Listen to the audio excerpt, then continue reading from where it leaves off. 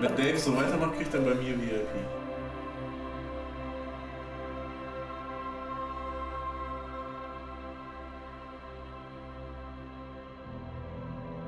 Korrekt drauf.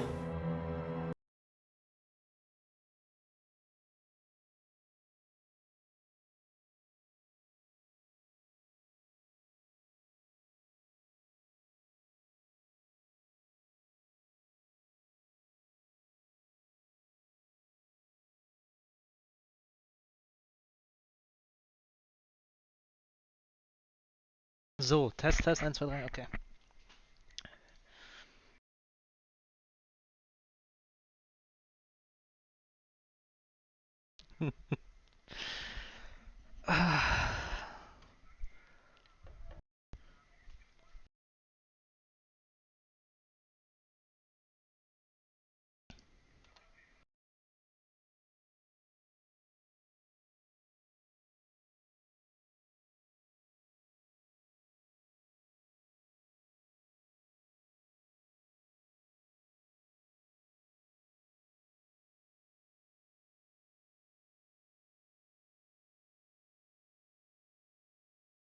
So, ich glaube, ihr habt's geschafft, ne? Hallo zusammen. Herzlich willkommen. Wundert euch nicht, dass bei mir die Alerts und sowas nicht gehen. Ich habe noch keine. Aber hallo. Hallo Mace, hallo Mieze, auch hallo. Dave ist auch da. Cool, dass ihr rüberguckt. Ich habe spontan entschieden, ein Spiel zu spielen, das ich schon seit einer ganzen Weile spielen wollte. Oder zumindest mal anzufangen. Aber bevor es losgeht, könnt ihr mal sagen, wie es euch allen geht. Kann ich nur so zurückgeben, Mace. Danke dir. Ich habe schon gehört, bei manchen von euch war der Tag nicht so gut. Aber könnt ihr trotzdem mal sagen, wie es ist. Insgesamt, alte Dave ist ja schon Stammgast hier, Mieze auch schon. So. Mir war eigentlich eine recht ereignislose Woche eigentlich, im Großen und Ganzen. Recht froh, dass jetzt wieder Wochenende ist. Ähm, genau, ansonsten, wir legen gleich los mit Disco Elysium. Falls das jemand von euch kennt oder nicht kennt, es ist ein RPG, das vor, weiß nicht, schon seit einigen Jahren draußen ist. Ähm, das ein paar sehr interessante Systeme haben sollen, wo ich mich noch nicht spoilern lassen habe, was nicht bei allen Spielen der Fall ist. Deswegen freue ich mich hier sehr drauf. Dave war in der Apotheke. Halt aus wie du, das ist so seltsam. Ich war nicht in der Apotheke, das war mein Doppelgänger dann, in dem Fall. Das war tatsächlich nicht ich. Aber hättest mal Hallo sagen können, auf jeden Fall. Wäre ganz witzig gewesen, wenn das jemand anderes gewesen wäre. Ich meine, jeder Mensch kennt Jeffy. Genau, legen wir direkt los. Ich weiß eigentlich nur, dass es hier ein sehr interessantes System ist, wo du deinen Attributen Werte gibst und dich teilweise mit denen sogar unterhalten kannst. Also du führst dann Gespräche in deinem Unterbewusstsein mit deinen eigenen Statuswerten in bestimmten Abschnitten vom Spiel. Was ich noch nicht genau weiß, wie das aussehen wird im Spiel dann, aber ich glaube, das wird gut.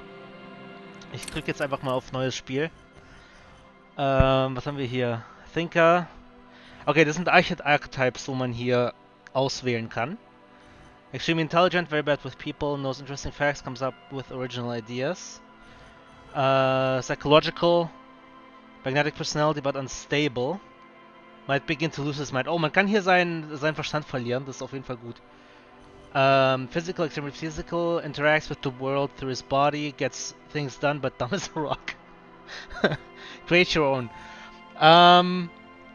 Ich weiß auch nicht, wie die Spiele hier funktionieren, wie die Spielsysteme hier funktionieren. Ich bin eigentlich immer geneigt, mir meinen eigenen Charakter zu erstellen. Wir haben hier vier Statuswerte, wie man sieht. Intelligenz, Psychology, Physik und Motion wahrscheinlich, nehme ich. Oder wahrscheinlich Motion, ne? Also sowas wie Dexterity in anderen Spielen das heißen würde. Ansonsten haben wir Hand-Eye Coordination, Inland Empire. Das ist wahrscheinlich eine Fraktion. und Encyclopedia. Ich kann mir vorstellen, dass für den ersten Playthrough Thinker gut ist, weil der mir möglicherweise mehr Kontext gibt und mehr über die Welt weiß, als wir es tun. Deswegen fangen wir mal mit Thinker an. So, continue. Das ist der Knopf. Es geht los. The Furies are at home in the mirror. It is their address. Even the clearest water, if deep enough, can drown. Our stars. Okay.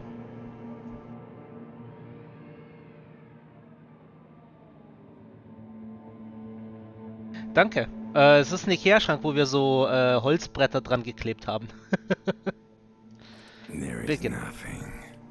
Only warm primordial blackness. Your conscious ferments in it. No larger than a single grain of malt. You don't have to do anything anymore. Ancient Reptilian Brain. Genau das meinte ich. Genau das meinte ich. Wir unterhalten uns gerade, oder es redet gerade, unser Reptilhirn. Gucken wir mal, was er sonst noch zu sagen hat. Ever. Never. Ever. Ever. Simple keep on non-existing. Geil. Ja, gute Frage. Was machen wir denn? Wollen wir uns mit dem unterhalten oder wollen wir mit Nicht-Existenz fortsetzen? Ich finde, beides ist eine sehr valide Option.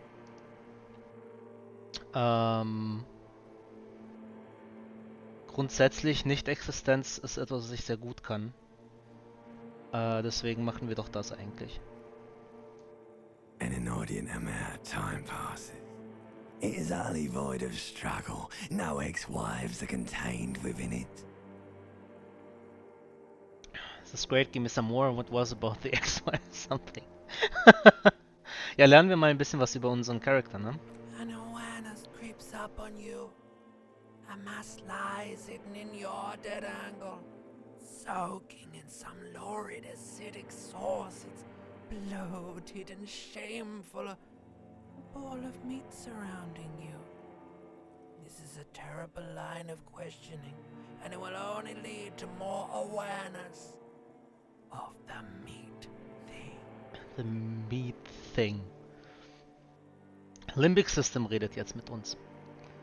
Plunge back into the fathomless deep. No, I wanted to know about the X something. Ja, ich will wissen, wer unsere Ex-Frau ist. Ex-love. Ex-tenderness. It is foolish of you to resurface to the loss. Not after all the damage you've suffered to get here. Some of it irreversible.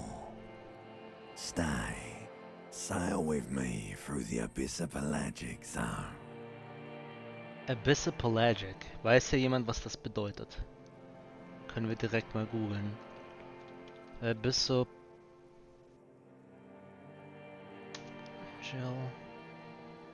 Lichtlose Wasserschicht des Meeres, die von 4000 Metern bis 6000 Metern Tiefe reicht. Okay. Alles klar. Es ist ein RPG. Soweit ich weiß, ein rundenbasiertes.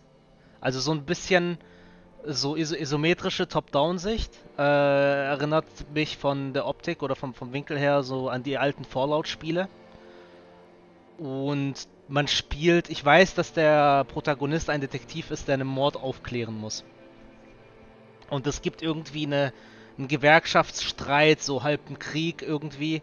Und das Setting ist so futuristisch-dystopisch, soweit ich weiß. Und genau das, was dieses Spiel eben eigen macht, ist, dass du dich teils mit deinem eigenen Körper oder mit Organen und sowas unterhalten kannst.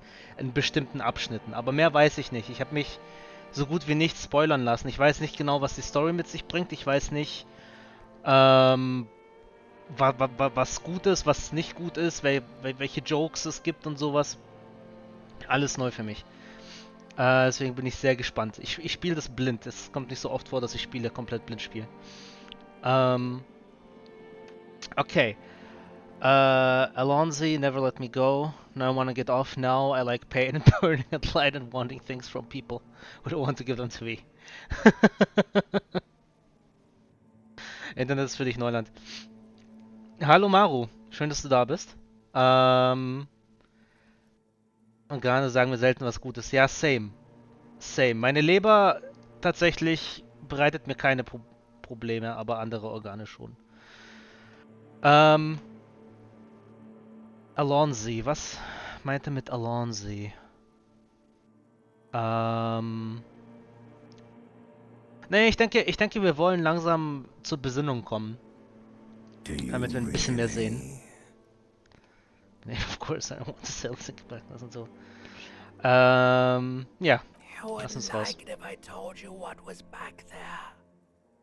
Why'd you think you had to bludgeon yourself into oblivion? Or did you not sense yourself marinating? Poured so much on yourself. Got a bit carried away, did we, Chef? So wie ich verstehe, spielen wir hier halben Alkoholiker, halben oder ganzen Alkoholiker. Why I did this to myself? Tell me what's waiting for me. I don't care, I'm an idiot, a brave idiot. Fragen wir mal das. Your one Und disco mother. Okay. Tell me what's waiting for me. I don't care, I'm an idiot, a brave idiot. Nee, ich will erstmal wissen, There's was this da giant für uns ball los ist. there. And evil apes. And the evil apes are juking it out on the ball. You're one of them. It's basically all just evil apes juking it out on a giant ball. Okay, ich schätze mal, der Ball ist der Planet. Sagen wir mal, wie klein die Affen sind. Infinitesimally small. Infinitesimally. Sehr schönes Wort. How big is the ball? You can't even make out it's a ball when you're joking it out. It's that large. Okay. Erde und Menschen, alles klar. And this you can it out, I keep hearing out. Dying What's for that? resources. It's just a stupid expression you picked up somewhere. The part of the presentation you want to take home with you is this. You have to beat the other evil apes in the face. Or you lose. Interessant, also unser Limbic System will, dass wir direkt anderen Leuten aufs Maul hauen. Was interessant ist, weil, wie ich natürlich weiß und nicht gerade gegoogelt habe, ist das Limbic System ein Teil von unserem Gehirn. Gucken wir mal. It sounds like something I would like to do. Nee, es ist eher traurig. Ich mag es. Wie spielt ihr gerne RPGs? Spielt ihr erstmal gerne den Goody Two-Shoes? Also, probiert ihr moralisch richtig zu handeln oder roleplayt ihr direkt als irgendein Arschloch? Im Normalfall probiere ich immer als erstes gut zu handeln, weil für mich das höchstwahrscheinlich die geplante Story ist. Und das für mich wahrscheinlich also interessanter zum Spielen ist. Mal ein Villain-Arc. Ich mache oft Villain-Arcs als zweiten Playthrough, wenn ich mal einen Playthrough mache. So, ich habe das zum Beispiel mal in New Vegas mal gemacht. Das hat Spaß gemacht. Bin ich komplett mit, als ich böse war ich, glaube ich, komplett mit der Legion unterwegs. Das war auch ein interessanter Playthrough. That's sad. Yes, it is. And you drowned in that sadness That's a long time ago. Also haben wir wahrscheinlich uns betrunken. You lost. Was habe ich denn verloren? The sound outside. You recognize it.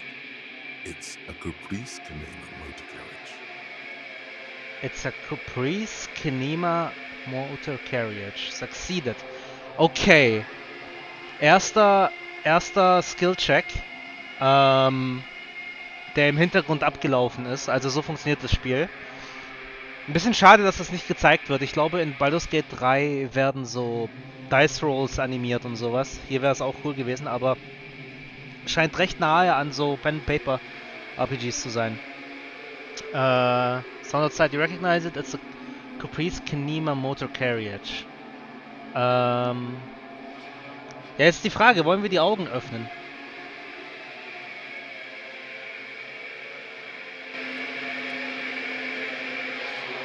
Laute Sirene auf jeden Fall.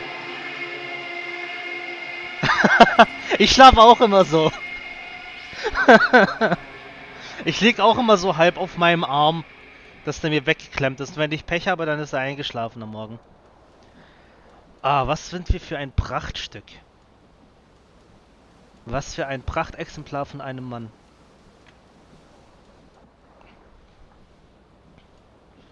Guano hält's im Kopf. Okay, schauen wir mal. Kameraperspektive lässt sich nicht verändern. Wir haben hier unsere Gesundheit und Moral. Okay. Unser Gesicht ist so verwaschen. Wahrscheinlich, weil wir noch nicht ins Spiel geguckt haben, würde ich mal raten. Was haben wir hier? Hold Tab to highlight. Okay. Magnum Size Bottle of Commodore Red is empty. Okay. Haben wir uns gut weggetrunken. Haben wir Hose. Erstmal anziehen. Item gained, Faircut Trousers. Okay. Direkt angezogen, das ist gut. Eingeschlagenes Fenster. Glaube ich. The window stands broken in its frame. Cold wind blows in. Look out. The morning Gucken wir light raus. hurts your eyes. It's hazy, but you see the ocean and some war-torn buildings. Visual Calculus. Assess the damage. Okay. Na, schauen wir mal. This is a white check. You may retry it. Also wahrscheinlich haben die Checks verschiedene Farben. Je nach Ernsthaftigkeit. Always loses, zweimal eine 1. Always wins, zweimal eine 6. Okay, das heißt, wir können auch Checks bestehen, wo wir eigentlich keine Chance haben, wenn wir einfach richtig, richtig viel Glück haben. Ja, gucken wir mal. The shards face outward. Whatever broke this window came from the inside. Okay, habe ich selbst kaputt gemacht? Gute Frage. A fine web of scarring covers the back of your right hand, but none of it is recent. More likely a projectile than a held object. There are no fragments on the floor from pulling a tool back in after impact. Man merkt schon daran, dass der Typ Detektiv ist. Also solche Schlussfolgerungen, auf solche Schlussfolgerungen wäre ich nicht selbst gekommen. Assess the size of the impact. It is too large for a bullet, yet too small for a piece of furniture. You're looking for something heavy and larger than your fist. Vielleicht eine Flasche oder sowas, könnte ich mir vorstellen, dass wir eine Flasche rausgeworfen haben. Was könnte man sonst noch so in der Wohnung liegen haben? Irgendein, keine Ahnung, Briefbeschwerer? Like the green shoe that's on the hat rack in the corner, Oh, which, coincidentally, is missing its friend. okay. Also wir haben unseren Schuh rausgeworfen, sehr gut. Congratulations. You smashed the window with your own shoe. Now you only have one. If you're lucky, you can still find the other on the balcony outside. The door to it should be outside your room. Okay. Okay. A cool wind gushes in. Your toes curl up from the cold. Okay, uns ist kalt und wir wollen Schuhe. Gut. Ansonsten, aber wir können uns noch umgucken. Wir haben jetzt hier noch ein Hemd, das können wir kurz anziehen. Vielleicht habe ich die Chance verpasst, einfach nur in Unterhosen rumzulaufen. Das wäre vielleicht eine coolere Idee gewesen. Wie kann ich dann mein Inventar öffnen? So kann ich mein Inventar öffnen. Okay, gucken wir mal. Wir sind sehr klug.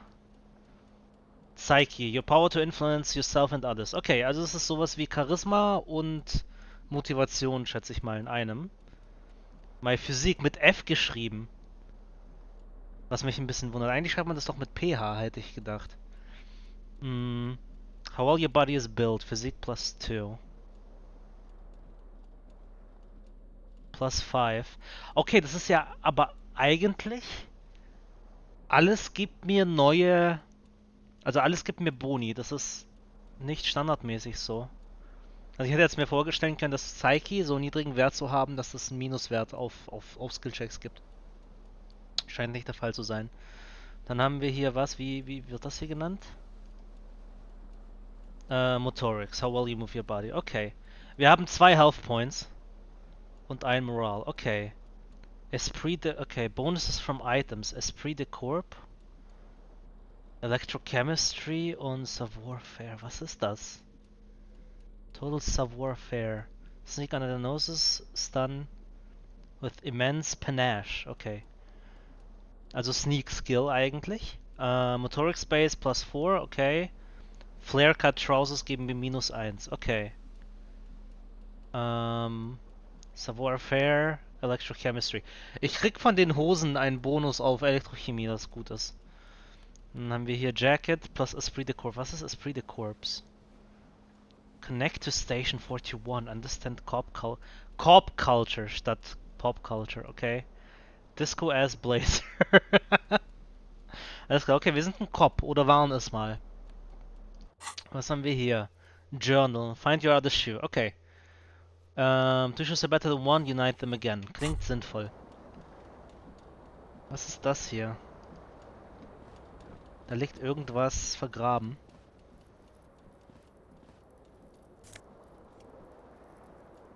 Empty Cassette Case. Okay.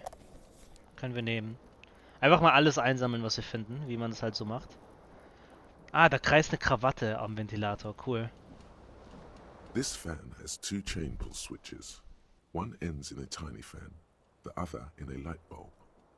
A truly horrific necktie has somehow attached itself to one of the blades. Savoir-Faire, Medium, grab the tie. Ich will ich auf jeden Fall ausprobieren. Ich hoffe, das geht schief. Ich will wissen, was passiert. Komm. You reach out Yes. to grab the tie, but what's this? Diffuse, radiating chest pain. Doom comes over you. Oh nein, habe ich einen Herzinfarkt? This is bad. Feels Ooh. like sharp stones grinding in your chest and keeping you from moving. Aua, habe ich einen Herzinfarkt? For quite a long Long time. Still ongoing. Now is a Ooh. good time to start worrying. Okay. Chat, machen wir uns Sorgen. Finally, the pressure recedes. You find yourself covered in cold sweat and trying not to move, hoping it will keep you from dying. Okay. Wir haben auch gesehen, wir haben unsere Gesundheit wieder zurückbekommen. You know what you should do. You should stop the fan and then try again. It'll get easier. Do Okay. it if you want to die. Ah, schade, es ist Stabbing pain gelockt. in your chest is telling you you're hanging by a thread here. Moment. Endurance, easy success. Do it if you want to die. The stabbing pain in your chest. Hang by a thread here. Schade, ich hätte es nämlich gerne nochmal probiert. Ich hätte nichts dagegen, am ersten Skillcheck zu sterben. Das wäre vielleicht interessant. Ja, Pull on the Fan macht's natürlich aus. The blades come squeaking to a halt. It should be easier to reach the tie now. Pull on the light bulb. Terrible mistake. Turn the lights off immediately. You can practically feel the photons burning a hole in your brain. Okay, The machen lights wir aus. are off. Okay. This fan has 2 chain pull switches. Okay, wie kann ich jetzt... Nee, halt mal. Irgendwie kann ich jetzt nicht bloß die Krawatte auswählen, was mich wundert. This fan has 2 chain pull switches. One Ach, ends jetzt ist es loosely unlocked. up Okay, against jetzt the ist es tie. unlocked. Alles klar, das habe ich Snap. nicht gecheckt. It's released from the blade. Krass, wir haben es geschafft, Freunde. Wir haben unsere Krawatte wieder. What you have in your hand is a truly hideous necktie with 4 or 5 different patterns. The knot reminds you of a Ja, von noose. News. Okay. Haben wir angezogen. Inland Empire. Was ist Inland Empire? Hunches and gut feelings, dreams and walk in waking life. Hunches. Okay, also das ist Intuition, so wie ich das verstehe. Ja, ich habe das nicht bemerkt. Du hast recht, Dave. Horrific Necktie. Krawatte ohne Hemd. Stimmt. Ist mir gar nicht aufgefallen. Geil. Da hinten hängt das Hemd. Das eben das. Ich frage mich, ob wir das Hemd nicht einfach da lassen sollen. Ich glaube, wir laufen einfach ohne Hemd rum. Ich habe mir vorhin schon, habe ich ein bisschen bereut, dass ich generell Klamotten angezogen habe. Ich glaube, das Hemd können wir einfach weglassen. Turner is still on, rolling empty. Okay. Gehen wir mal hier ins Bad. Gucken wir mal, was da drin ist. See bottles in the bathtub, wine, beer and sweet liquors. Okay. Und dann haben wir hier... Ah nein, jetzt habe ich doch aufs Hemd geklickt. Stopp. Machen wir nicht.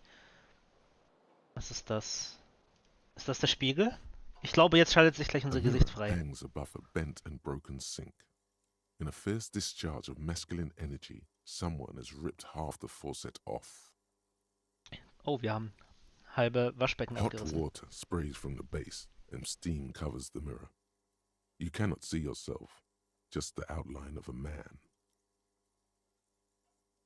Okay. Suddenly, you realize you have no memory of the face that awaits you there, underneath the soft vapor. Gucken wir mal. Really, all recollection of the person you are, the people in your life, and even the world you're in has drowned in a sea of blood alcohol. Blood This was Alcohol. no mere night of drinking. It was a deluge of world-ending proportions. Deluge. Ich weiß gar nicht, was das genau heißt. Das können wir kurz nachgucken. Sobald ich Deutsch als Sprache hier finde, da haben wir Deutsch. Deluge. Nein, andersrum bitte. Überschwemmung. Sinnflut heißt das.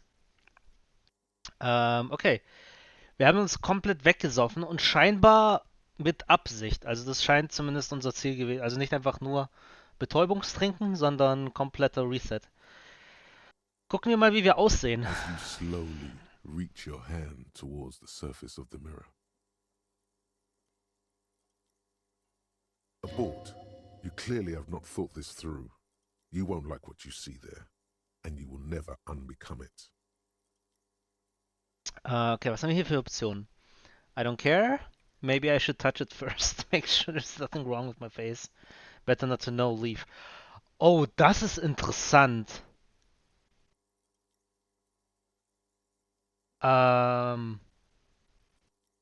Ich bin geneigt, die dritte Option zu nehmen. Nicht zu wissen, ich meine, von dem Promomaterial weiß ich, wie das Gesicht aussieht.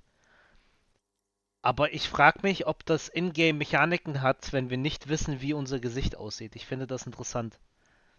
Ich bin sehr stark geneigt, das auszuprobieren.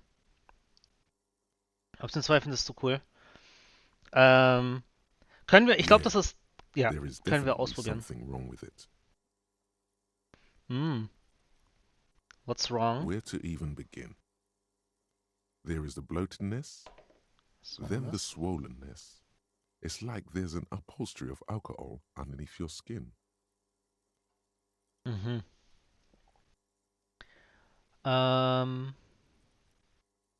I'm sorry, touch your nose, touch your tongue. I'm scared, I want to stop doing this. Wipe the mirror now, I'm out of here. Ich fände es interessant, möglichst wenig über unser eigenes Gesicht zu wissen. Und zu gucken, ob das Spiel darauf reagiert. Dass wir ein Alkoholiker sind, wissen wir schon. Ich fände es interessant zu wissen, wenn wir einfach mit so möglichst wenig Wissen über uns selbst rausgehen. Einfach um zu gucken, was passiert. Deswegen bin ich dafür einfach mal rauszugehen jetzt. Deswegen sagen wir, I'm out of here. So. Okay, das ist der Spiegel. Wieso dampft es dort eigentlich? Voice failed to describe how rank it smells in here. They should have sent a poet. Okay. Ich will mal noch gucken, ob es hier einen Ausgang gibt und ob der abgesperrt ist, bevor wir durch die Tür im Bad verschwinden. Like someone tore out the tape while the song was playing. Okay. Ist das der Hauptausgang oder nicht? Müssen wir jetzt gleich wieder zurücklaufen? You must value privacy. The door has been locked from the inside. Okay. Und wir haben keinen Schlüssel. An uns. Soweit ich weiß. Vielleicht nochmal checken. Oh doch, wir haben einen Schlüssel. Ah ne, you've got no keys. Okay. Tools, Close, Items. Da haben wir das Empty Cassette Tape, Interact. Okay. Sehr cleanes UI-Design bisher. Oh, was ist das denn? Das ist unser Level-System, so wie es aussieht. Unser Character. Enter, das sind unsere Attribute. Character Sheet. Motorics, how well you move your body. Genau, dann haben wir hier verschiedene Skills. Logic. Das gucken wir uns an, wenn wir Level Up haben. Dann gucken wir uns das genauer an. Was ist You hier? hear a jingle. Keys are clinking in the pocket of your flare-cut pants. Ah. It So kommen wir an die says Schlüssel. whirling in rags on the aluminium keyring. There is a single key on the ring. The number 1 is etched on it. It should open the door. Okay. The whirling in rags is a hostel cafeteria on the urban coast, frequented by dock workers. Okay. Mm. Single key on the ring. The number 1 is etched into it. Okay. Whirling in rags on the keyring. Okay, das heißt, der Schlüsselbund ist von dieser Cafeteria. Der Schlüssel selbst scheint von unserer Wohnung zu sein. Ich werde trotzdem gucken, was passiert, wenn ich da auf die Tür klicke. Und ob ich da raus kann. Nope. Okay. Tag 1. Ich sehe hier auch kleine Symbole für eine linke und eine rechte Hand. Ich frage mich, was das zu bedeuten hat. So, zweiter Versuch rauszukommen. Redford 15 degrees centigrade dull. Okay. Ah ja, okay. Schauen wir. Ich habe das Hemd jetzt hängen lassen, ne? Wir sind jetzt ohne Hemd unterwegs. Gucken wir mal, was die Dame hier zu sagen hat. The young woman raises a cigarette to her lips. Miss Orangi. Ne, Classia heißt sie. The young woman raises a cigarette to her lips. Okay. Her eyes are brown and her face is speckled with birthmarks. She can't be more than 28. Okay. Pull the face away from her.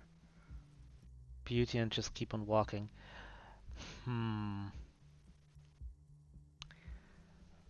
Ich will möglichst wenig...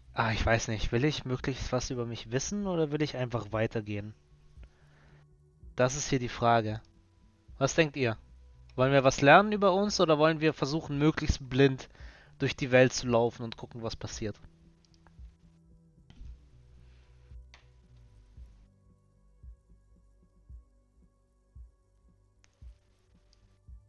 Squid, is that you? Hi there. Good to have you.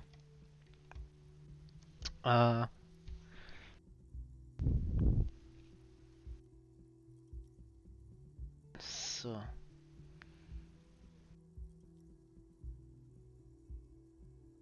Alright. Ich denke, wir gehen einfach weiter. Ich finde es interessant, einfach nichts zu wissen.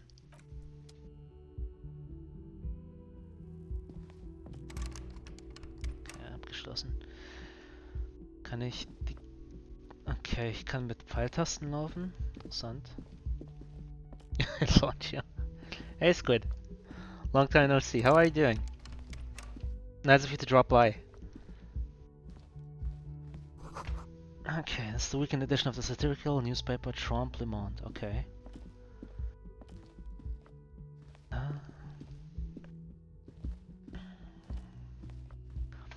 This is my first time playing Disco Elysium. I'm playing blind and I'm trying to know as little as possible about the character and to see how the game reacts to that, which is why I'm not picking many dialogue options as for now. And we're not wearing a shirt, just the tie and the jacket, just to see if people react to that. Okay, some door closed for the winter. Okay.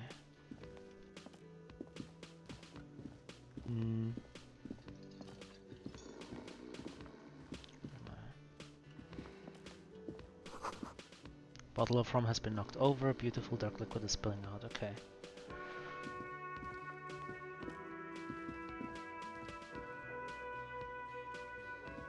mag die Musik. This Royal Pinball Machine is unplugged. Okay. Hello, sweetie.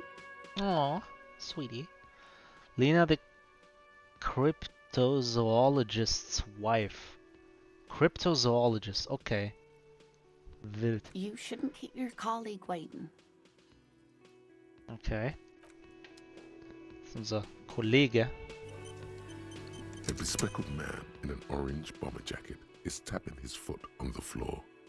Looks like he's waiting for someone. You. Okay. As you approach, he narrows his eyes and extends his hand in greeting. On the sleeve of his bomber jacket, as well as on its back, are the same enigmatic white rectangles as on your blazer. On the sleeve of his bomber jacket as well on its back. Same enigmatic white rectangle as in your blazer. What blazer? Okay. Yeah, I haven't played it either. I'm playing it pretty blind, which is nice. Because I don't often play games completely blind without knowing anything about the story. I'm trying not to be an asshole, like a complete asshole. I'm just trying to know as little as possible about myself because the character has drunk himself into oblivion, basically. So I think it's interesting to see how the game reacts if I don't try to learn anything about myself. Hello. But I'm not an asshole. I'm Kim Kitsuragi, I mean, Lieutenant, Precinct 57. You must be from the 41st. okay, so we're police, it seems. You realize he's waiting for your name. I don't really know my name. Conceptualization, medium 11. Invent a name for yourself. Ooh. Das gefällt mir. I like that. Let's see what happens if I choose that. Pinnen wir aus. Concentration makes you squint your eyes. Your name should be deep gold and orange, like a forest fire Ooh. looming on the horizon, but mixed with the stench of liquor rising from your breath. You're 2 steps closer to it, but there are still many to go. Oh, das war ein Success, aber ich habe keinen Namen. Das ist enttäuschend. Ach man, ich dachte, ich könnte jetzt einfach den Namen hier improvisieren. It's not yet time. I don't really know my name. Say nothing. Guess I don't know my name. That's fine. Okay then.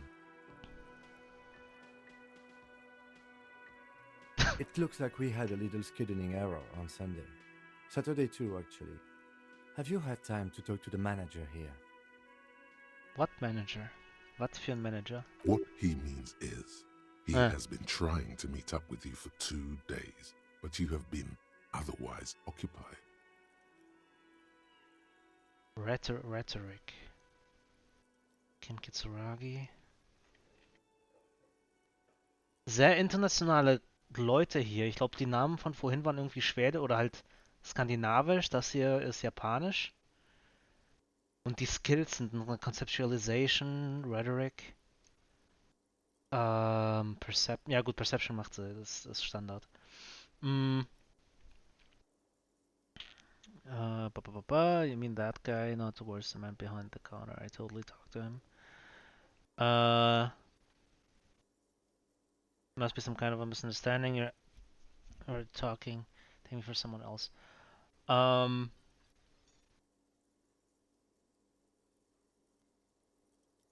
Ich meine, ich erinnere mich an nichts. Und wenn ich mich an nichts erinnere, dann kann ich eigentlich nicht sagen, mit dem Then we wirklich should gesprochen ask zu him haben. for a rundown of the area. Get me up to speed. I understand the scene is out back, right? It also wouldn't hurt to assure him the police are finally here. In full force, I mean. Have you mapped out the initial interviews? Oh. Wir sind schlecht vorbereitet, Freunde. uh, you're the police. Yes, of course. What interviews? Let's see. At the 57th, we like to prepare an initial list of persons of interest, and then just skim the surface. Prepare the field, get to know the players. You don't do that? Maybe it's not an inter-district practice. I have not. Okay, we'll have time for that after we take a look at the coroner's case. Have you removed the dead body from the tree?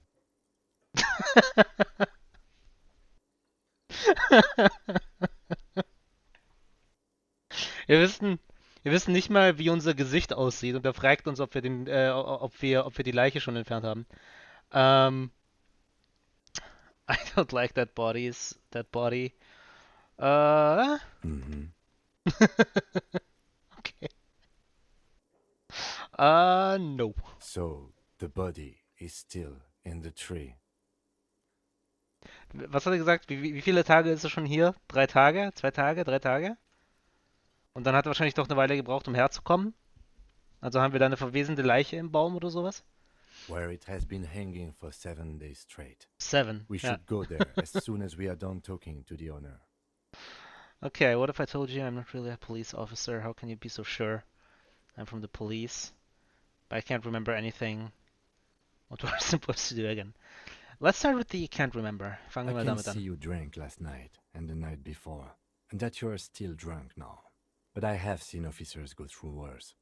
Much worse. Okay. If you need something for your headache, there is a general store nearby. But as I said, the dead body should be our #1 concern. Okay, gucken wir mal, ob der das weiß. I was sent here to meet a detective from Precinct 41.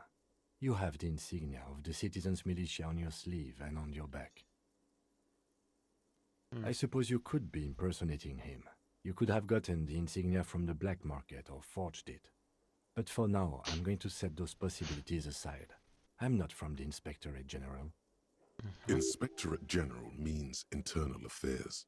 Mm. What he's saying is he's not from the rat squad and isn't supposed to suspect such things.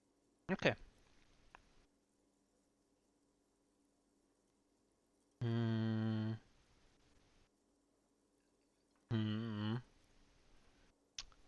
Bleiben wir mal neutral. Yes, but I'm not them. I'm from criminal investigation. Finden wir mal ein bisschen was Yes. über diese Rechtecke aus. They're not Right, just yes. white rectangles. They bear a halogen watermark with the letters RCM and a pattern resembling the street grid of Revachol West. Revachol. Ist das ein echter Ort?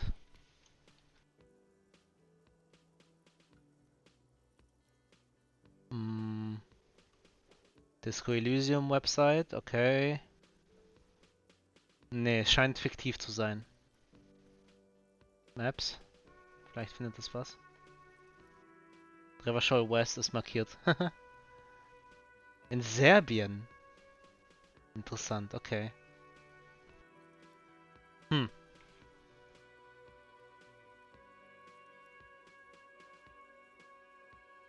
Es gibt ein Review.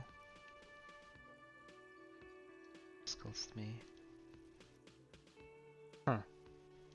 Okay. Gucken wir weiter. I would ask you to step into the headlights of my motor carriage, but again, it's none of my concern. I just need you to do your job. Okay. You mean you don't have a badge? Losing your identification card is a serious matter. My vehicle has a shortwave. You can use it to report your badge missing. I would advise you to locate it as quickly as possible.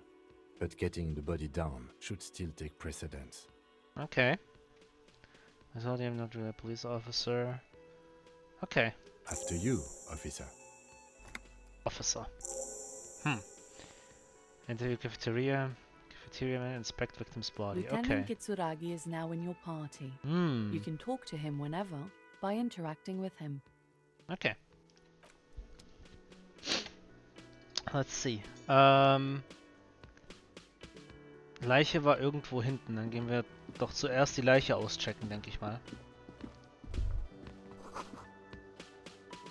Transported, Sun reads kitchen is reserved for personnel till 13, okay. Was ist mit dem Quatschen? Vielleicht sagt er A uns, wo die man Leiche ist. in his late 20s, with a thin, unimpressive beard, notices you approaching. He drops the ledger he was holding and turns to the lieutenant. Mr. Guard, right? You run this place. Yes. I am Kim Kitsuragi from Precinct 57. This is an inter-district investigation, so joining me from Precinct 41. Still doesn't know your name. Upbreaker of Ruin. Let's go Dungeon like a forest is plus clicker. Currently in between names. Das ist die beste Antwort auf jeden Fall. Aber wegen dem Skillcheck von vorhin haben wir eigentlich ein Anzeichen darauf bekommen. Deswegen will ich ausprobieren, um zu gucken, was das ist. Are you kidding me?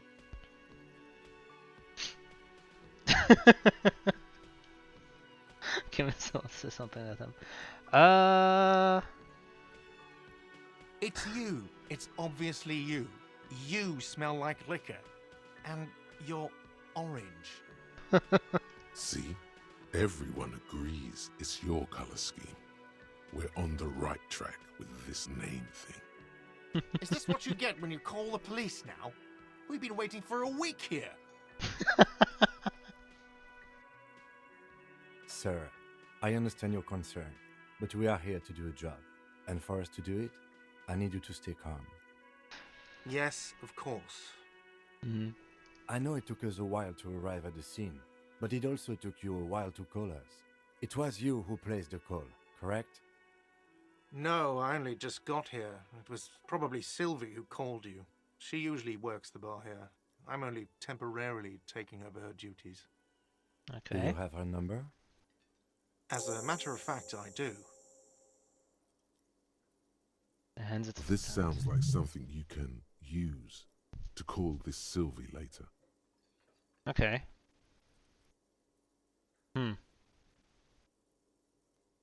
Wieso war hier ein Skill-Check? Frage ich mich. Was wäre passiert, wenn es schiefgegangen wäre? Und wieso war Reaction Speed You said das, you was just got here. abgefragt wurde? From where? Are you a local?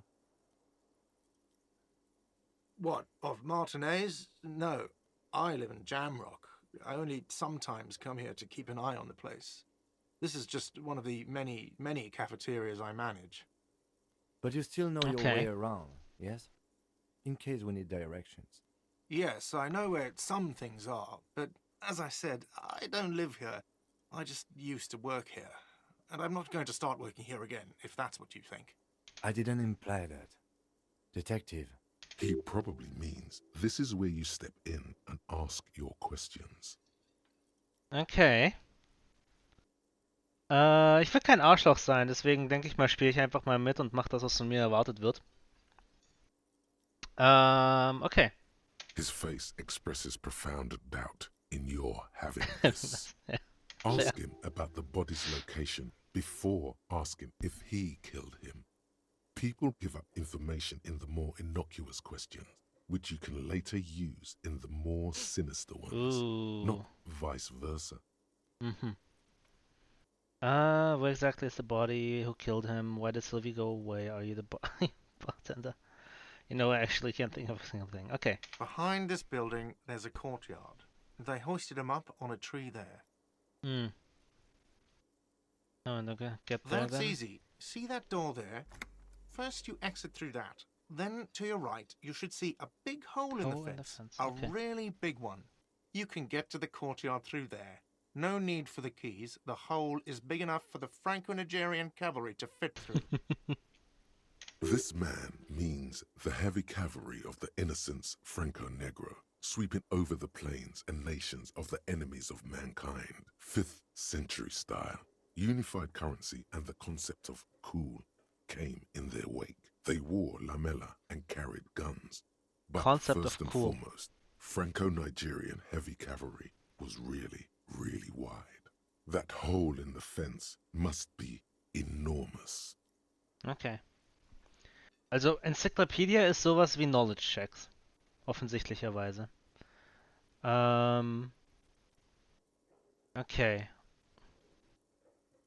Why did Sylvie go away? Fangen wir mal damit an. She went away because none of your business. Wir sind Polizei. Have they not been telling you you're a cop? We're not a cop, everything is for business. Okay, you got me. She went away because of the dead body out back. And because I asked for her number. That's why Sylvie went away. I hope you appreciate that. Er hat gesagt, er hat die Nummer. Das heißt, sie hat ihm die Nummer gegeben und ist dann gegangen? Thank you. In the cover, the number is safely tucked away in a small pocket. Okay, mystery solved. Is it? Because I thought you were supposed to be investigating the lynching, not my employer conduct. Look at someone else, I'm a feminist. I guess I like to be thorough. Everything has something to do with everything. I know I just went for it. You're right. I probably shouldn't have asked. Like to be Good thorough. for you. Was there something else? I'd like to get back to what I was doing. Are you the bartender? Ich meine, eigentlich hat er es uns schon gesagt. Ich finde es irgendwie komisch, die Frage nochmal zu stellen, aber was soll's. No, I'm not the bartender. I'm the cafeteria manager. Okay, what's the difference? I have 3 cafeterias I manage. 3. Get over it. Okay. Und letzte Frage. I don't know who killed him. I'm not the police. That's your job. This is it. He said they hoisted him up on a tree. Who is this they, if he doesn't know? Das hätte ich mir auch... Hätte ich das gedacht? Said they hoisted him up on the tree. What did you mean by they? Oh, people are saying it was the union dock workers, that it was a lynching. The locals, customers, the people who eat here, a lot of dock workers eat here. Sylvie... Did the debugers whoops. themselves tell her this, or is it a rumor? Sylvie told me everyone knows the dock workers did it. Did the debardeurs themselves tell her this, or is it a rumor? Also Debardeurs scheinen die Dockworker zu sein. I don't really know. You'll have to ask her. Why would the dockworkers lynch this man? I would suppose it's because they have nothing better to do. You mean the strike? Yes, the strike. The man they hanged was a security guard for the harbour company, I hear. A mercenary. The unionistas probably thought they'd send a message. Soll ich fragen, ob er ihn getötet hat? Ich denke schon. Kann nicht schaden. Kann bestimmt nicht schaden. What are you, crazy? Of course I didn't kill him. Okay. The lieutenant turns the page in the little notebook he's been scribbling in. Okay. Let's go. Let's go. Not so fast. You owe me 130 real. Kann ich nicht. Yeah. What's real? Wait, Oh, excuse me. You owe me 130 real. The IIR, or Inter-Isolary Real, is the global reserve currency. Whatever part of the world you're in right now, it's safe to assume he means you owe him some money.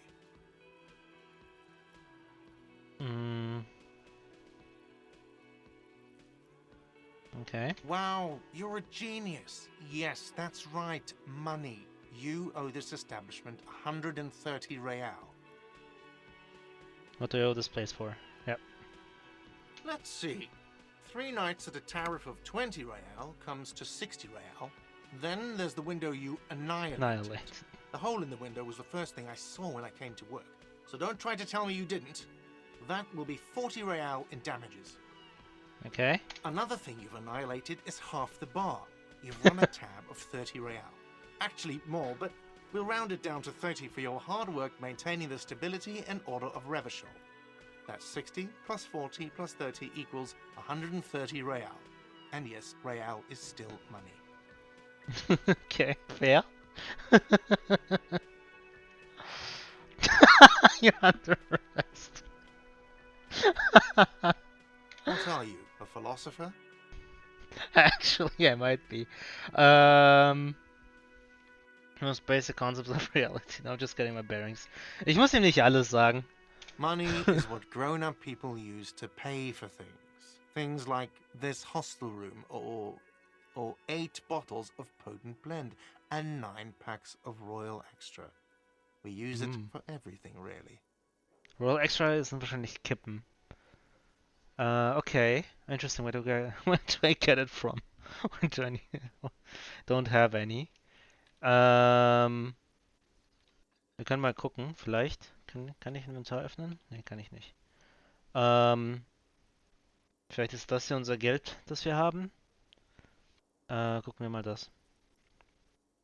What if I don't have any? There's a shuffle of nylon as Lieutenant Kitsuragi looks for something in the pockets of his orange bomber.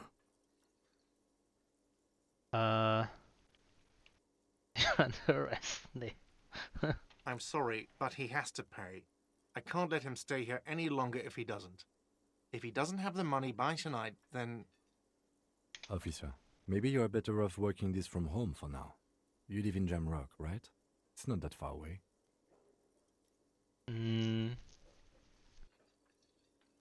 Okay, interessant.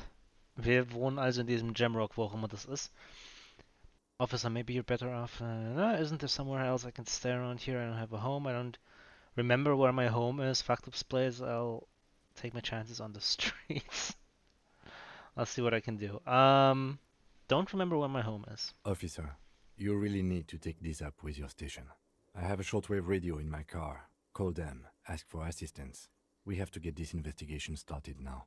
Good luck. Okay. New task, pay for damages. Okay. Okay, fair. Gucken wir uns noch um. Schauen, was wir finden. Big old karaoke mic, just waiting for someone to sing into it. Okay. Das ist das Gleiche. That's where the lyrics would be. Okay. Speakers connected to the radio. The music is seasoned with static. Lecker, lecker Static. Gucken wir mal weiter. Was bedeutet dieses blaue Symbol, das da blinkt? By the way, where is Ah. The address is coming up blank, and this place sure isn't it. Don't But remember. you've been at this hostel cafeteria for only 3 nights. Where were you before? You had to be somewhere. Up on Marvel Hill. You don't really know, do you? I don't. Does this mean I'm homeless? I have only a vague blackened image. 2. A vague, blackened image doesn't sound like somewhere you can stay if you run out of money. I traced the way back somehow to the exact street, the exact number on the building. I'm in a dumpster, I don't care, fuck everything. Oh Gott. Ich glaube, wir sind Hobocorps, oder? Und wir wollten möglichst wenig über unser altes Leben wissen, also machen wir das. Entertain the thought when you get the time. Maybe being a hobo and a cop has its advantages. Okay. Thought gained, okay. Das scheint ein bisschen vielleicht wie eine Sidequest zu sein, die wir verfolgen können oder sowas. Oder vielleicht ist es eine komplette Spielweise. Oh Gott. Ich will mich noch umschauen, weil es hieß, es würde einen Balkon geben, wo unser Schuh liegen sollte. Deswegen gucken wir mal, ob wir den finden. Den Balkon. Dann haben wir hier. So. Calendar says it's smart. Nochmal, was war's? It's March? Okay. Gucken wir weiter. Das ist ein Radio, okay.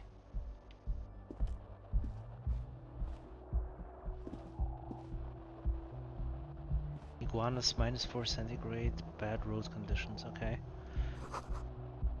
On the table. Ooh, hey, money! Money gained 40 real, okay. Ist das der Balkon?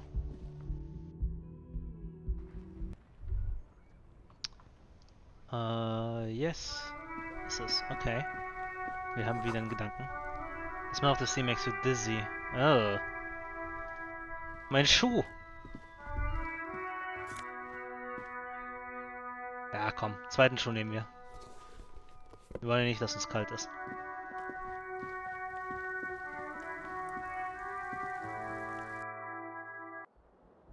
Stopp mal. Da war gerade noch mal so ein gelbes Ding.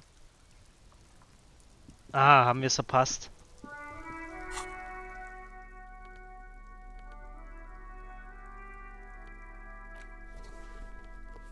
Ah, ich kann es einlagern. Okay. Also ich kann komplett Hobo-Style machen. Wir können einfach komplett nackt rumlaufen. Das gefällt mir. Machen wir das. Kompletter Hobo.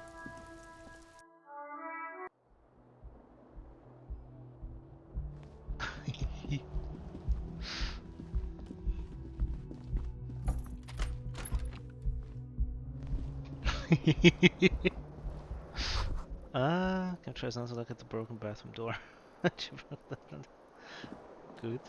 The bed is cold and not particularly inviting, but it's yours. The sheets look awful. The option to go to sleep becomes available every night after 9 p.m. Okay. Sure. Kim also tries not to look at the pile of taped viscera on the carpet, or the weird suitcase on the hat rack, or the potted plant dying in the corner. But it's all just too morbid to ignore. Empathy, okay. Ich mag das Bild. The man is finding it hard not to trip on the tape, and not to send any of the bottles rolling across the floor. Warfare. Where unidentifiable sludge makes it hard for him to breathe. Smells of vomit in here.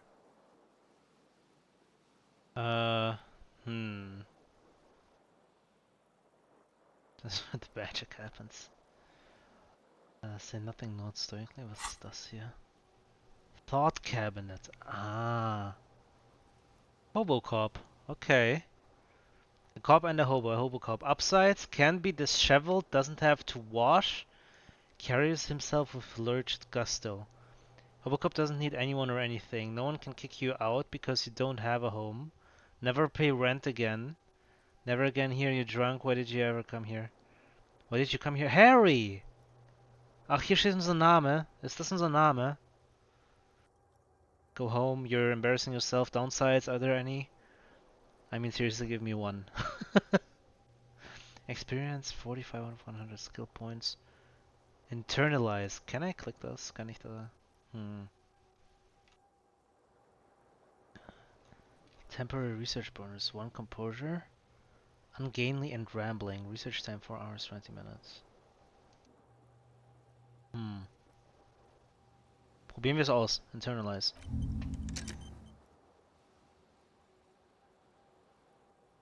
Aha. Bonuses from thoughts. -1 Hobocop. Motoric space +4. Straighten your back, keep your poker face. Okay. Also ich schätze, es dauert jetzt irgendwie eine ganze Weile und dann habe ich diesen Skill oder was auch immer. Okay, ist mein Journal. Okay. Sagen wir mal, entschuldigen wir uns mal, wie es aussieht. Okay. Ich will noch das Hemd mitnehmen, aber nicht anziehen. Wir laufen rum wie ein kompletter Hobo. So. Perfekt. Gucken, was passiert.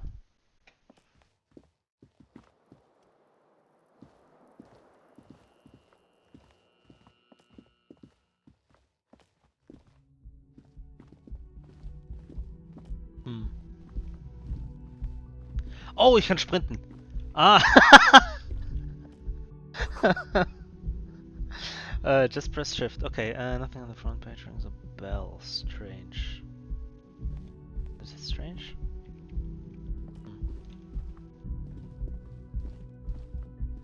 Achso, ich muss draufklicken, um runterzugehen, okay.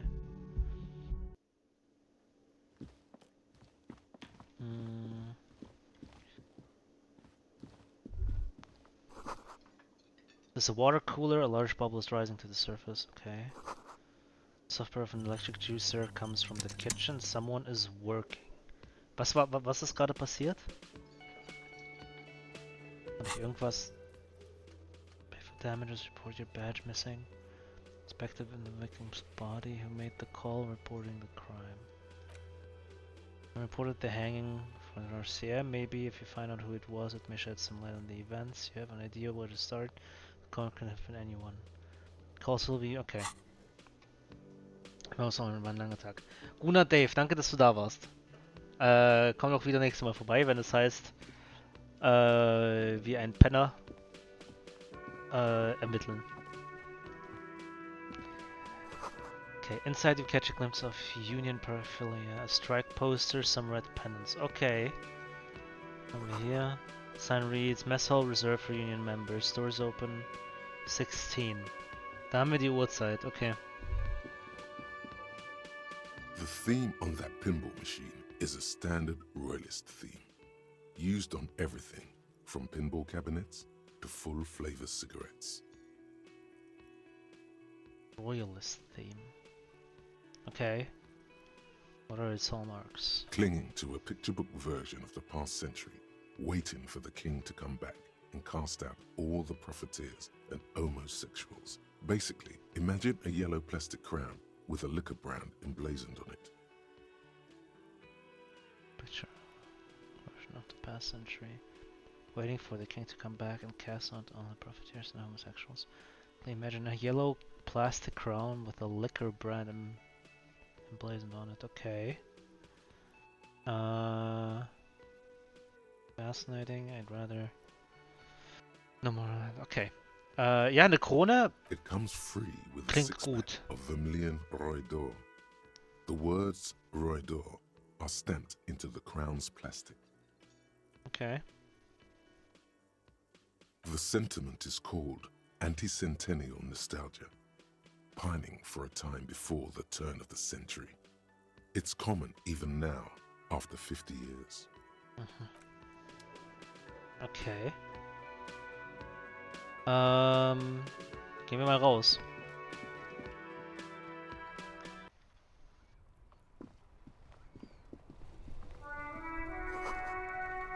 Heap of snowballs in the wheelbarrow.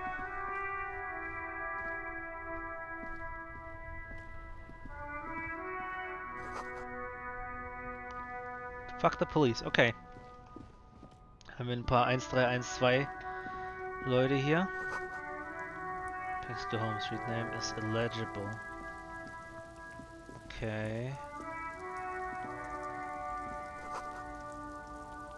Malone hazardly litter the surroundings. Okay. Irgendwo hier müsste ein Polizeiauto sein, wo ich sagen kann, dass ich meine Badge verloren habe. Ist das das Polizeiauto?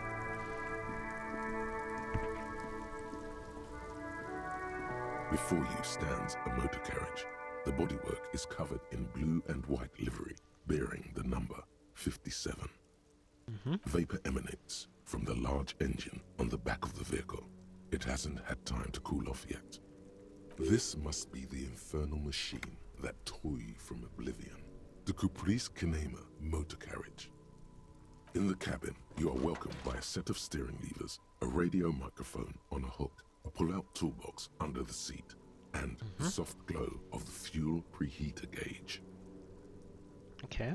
A scent of leatherwork and heavy fuel oils washes over you. Success, perception, smell.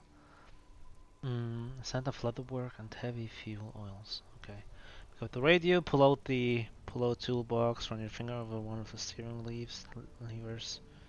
Tap on the fuel preheater gauge. Pick up the radio. Mach mal das. The frequency tableau lights up, and the green button labeled Prime Line glows like a feline eye. And then you hear something. The soft purr of electrical kittens, radio waves cast far and wide over the metropolis. A woman's voice greets you through the static. This is Precinct 57. Hello, Lieutenant. How may I assist you? Lieutenant, wie schön. Hello, Alice. Please assist our colleague from the 41st precinct here.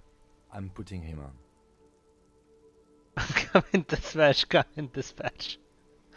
Come in, Delta, and the Firewalk. Copy.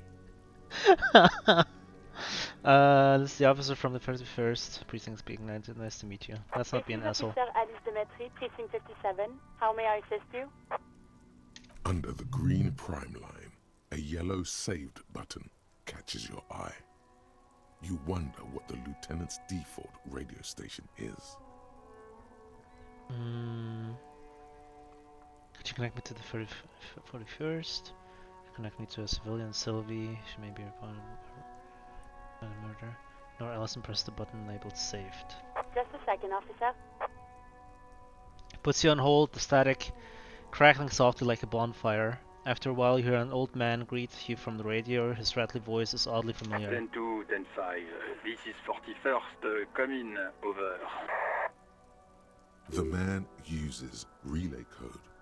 You've got this. You're a cop, and cops know relay code. 10-4, station 41. I haven't 10-4, message received. 10-5, relay message. What's your status? Over. 10-18, state your message, sir. I need to report my badge missing. I am in dire need of financial assistance. But there's personal detail. I'd like to discuss 10-10, transmission completed, standing by, over. Okay. Wir brauchen die Badge. 10-9, over. My badge, I can find it anywhere. Basically, it's gone. 10-4, message received. This is a very serious situation. I need to 10-22 the captain. Over. Is it him? What does he want? Says he lost his badge and needs to report it. He what? He lost his badge? Hey, who is this? This is Communication Officer Jules Pidieux, sir. Over. The other one. You mean your partner? Over. What is he saying? He's asking who you are. I'm his goddamn partner. Okay. Wir haben einen Partner, gut zu wissen. Jean Vicmar. It's your partner, Satellite Officer Vicmar, sir. Over. Did he lose his memory along with his fucking badge? The man in the background sounds like he's losing his patience. Who lost his badge? Justin McLean, okay. Dick fucking Mullen. Who do you think? It's Officer Dick Mullen from the bestseller Dick Mullen and the Lost Identity. Dick Mullen is not your name. Yeah, it's the name of a fictional detective who would not lose his badge. Alles klar. Defend yourself. Immediately. They're laughing at you. Authority. Trivial 6 versus your total 7. Okay. It's on the start. This is serious. Officer. I can displace this badge. He says this has probably happened to other policemen before him and laughs sarcastically. Oh goddamn it! Is he fucking kidding? The whole station's gonna be dicked for this. Satellite Officer Vicmar is wondering if you might be joking and adds that this tarnishes the reputation of the entire station. Mullen dicked us. Mullen dicked us.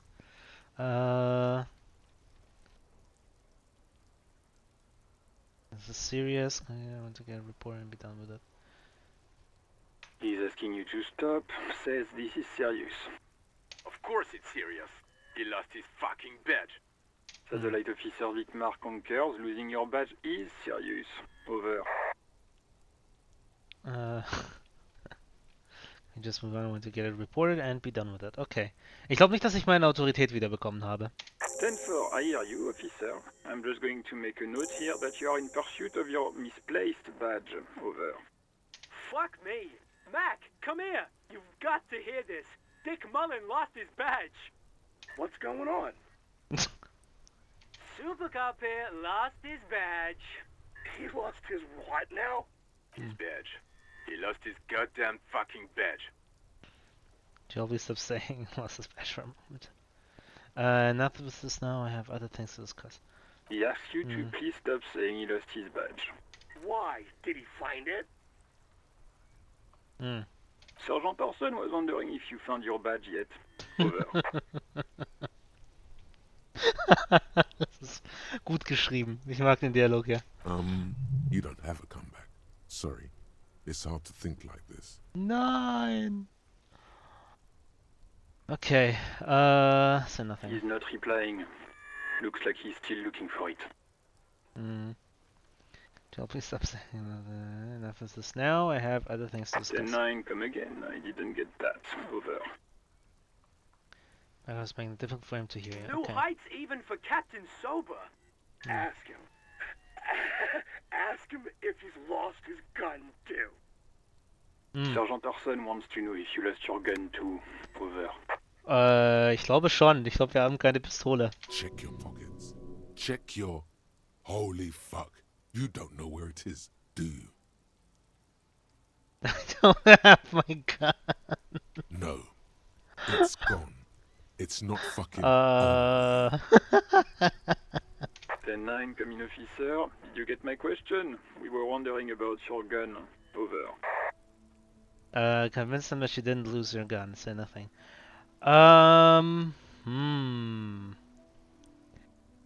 Lüge ich hier oder nicht? Das ist die Frage.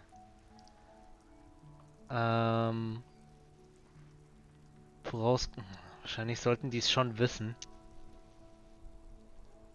Ich meine, ich bin ein Hobocop. Wenn ich Hobocop bin, dann muss ich mit solchen Wahrheiten umgehen können. Aber ein Skillcheck ist ein Skillcheck. Ich könnte auch einfach probieren zu lügen, einfach um zu sehen, ob es klappt. Wie machen wir das? Wie machen wir das? Ich probiere mal zu lügen und gucke, ob es klappt.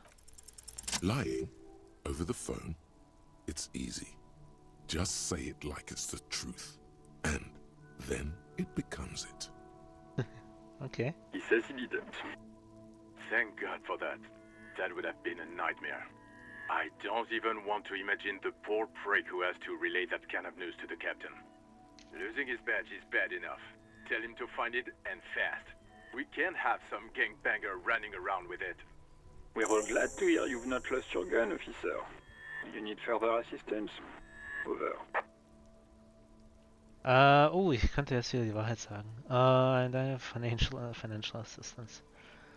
10-4, I hear you. I don't have the authority to grant your request, but... What does he want now?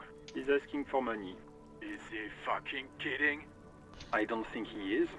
Don't give that asshole anything. He's just gonna drink it all. Alright, that's a negative on the additional funds. Over. Okay. Paramount to the investigation. Nee, wir werden Hobo sein. Das wird schon okay sein. Means I'm begging you here. I don't even have a place to sleep in. Okay, I heard you, no funds. Okay. Anything else, sir? Over. Soll ich die Wahrheit sagen?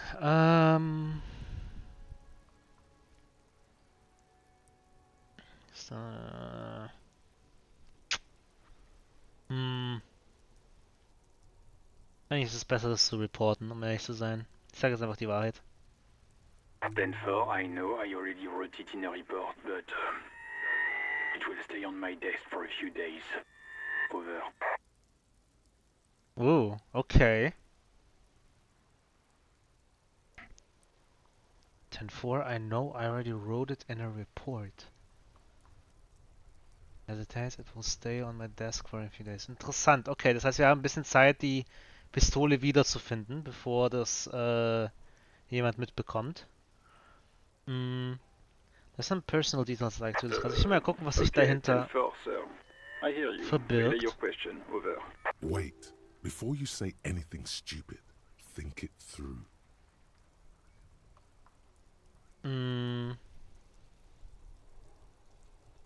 You're What's there to going think to be about? looking at a straitjacket if you tell everyone you lost your memory. Be smart about this. Ask if he's there alone. 10-4, sir. I'm not hearing your question.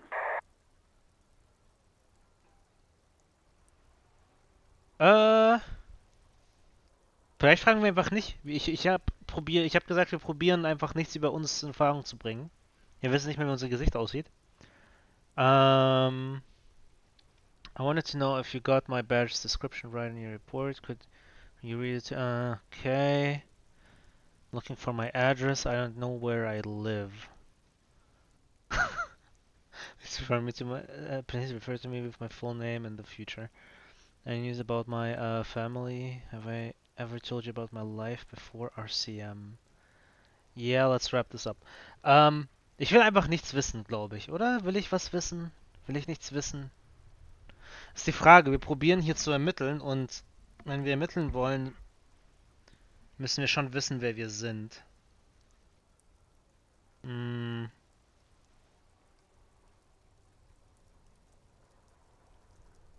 That's a negative, sir. I got a 10-12. Visitors present here. Over.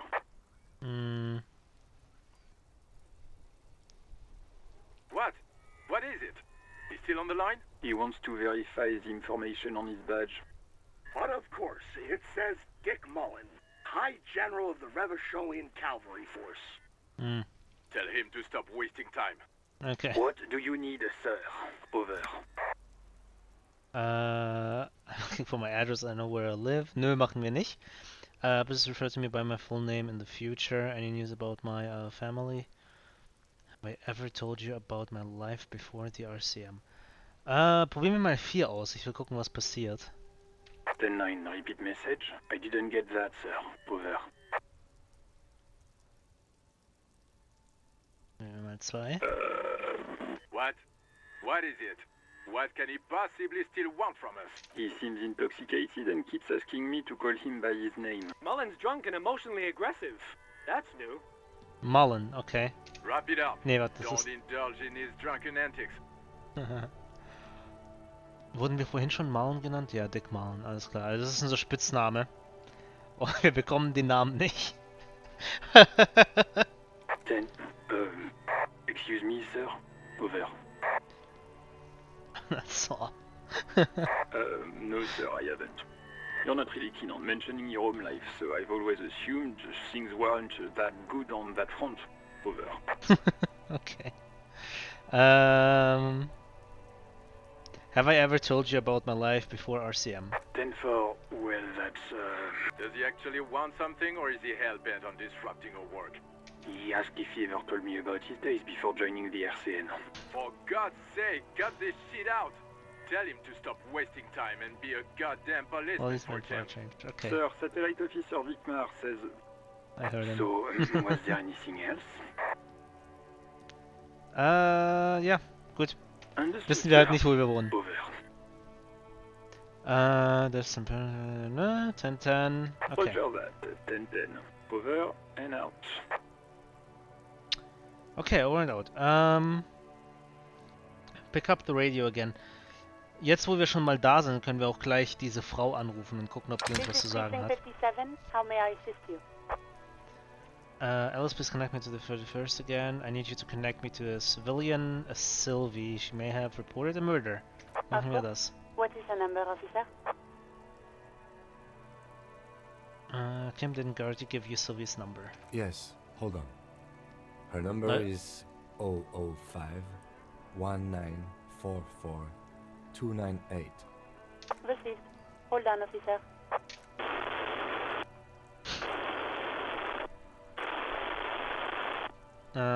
Wait patiently. Lieutenant Kitsuragi slowly begins to tap a little rhythm with his right foot. Quite a lot of time has passed. Officer, I have Sylvie Malaika on the line for you. Warten hat sich bezahlt gemacht. Yes, Gut. hello? Female voice greets you. Through static, it sounds like she's a million miles away from here. Hello, this is the police calling. I have some questions for you about your last days at work. Sylvie, I believe we've met before. This is me, a detective from the Whirling in Rags. Nö, machen wir eins. Oh, right. Hello, officer. What can I do for you? Okay, you quit your job at the Whirling. Why? Was it you who called the police? Have you seen my badge?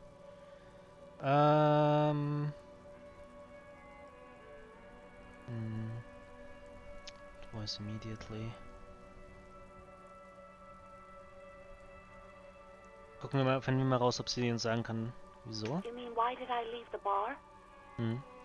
Honestly, I'm not really comfortable discussing it with you, sir.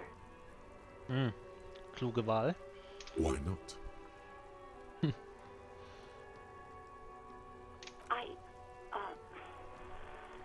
Let's just say I left because I needed to get away from someone.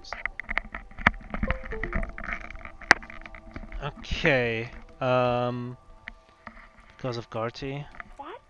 No, why would you even think that? He told me he asked you out. Are you saying it didn't happen? So don't be afraid of not paying. You have to sign up for yourself. So you agree that quitting your job, so your out isn't. Please, don't bring Gar into this. It's none of your business. Okay. God, why can't you just mind your own business? She mutters. Okay. I already said I don't want to talk about this. You're messing everything up again.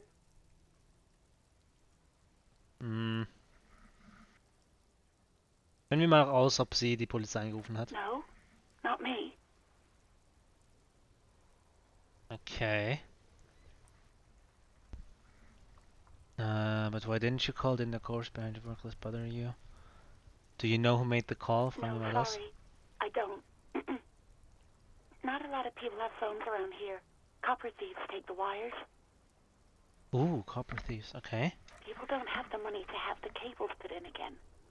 They use the Union's phone, or the one on the coast.